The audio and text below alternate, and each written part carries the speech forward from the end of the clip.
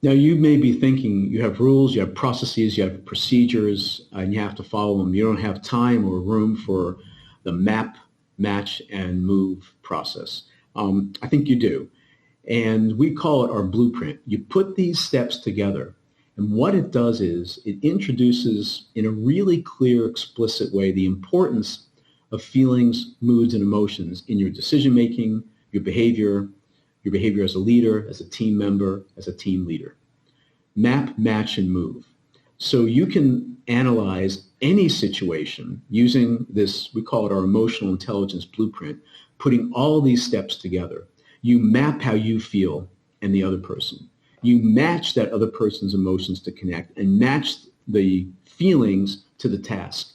And then you move that other person's emotions to stay engaged, to stay focused, as well as your own emotions. You need to constantly be moving them because the situation changes.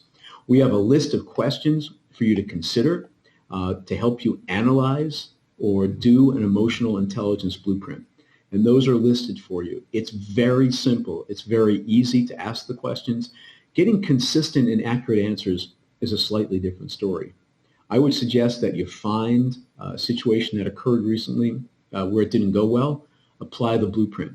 If you do this a couple of times, you'll be able to do this on a prospective basis. In other words, prevent problems from occurring in the first place by leveraging the map, match, and move process.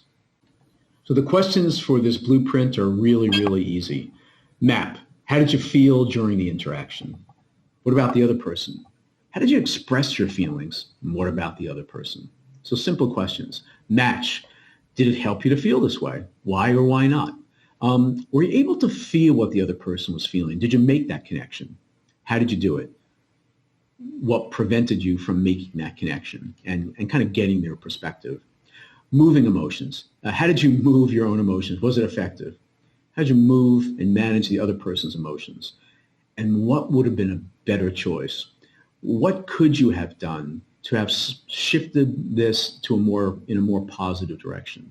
So that's the map, match, and move series of blueprint questions that you need to ask retrospectively to figure out what went wrong and still what you can do to fix that situation, and prospectively as you get better at this in order to get the most out of every interaction that you have.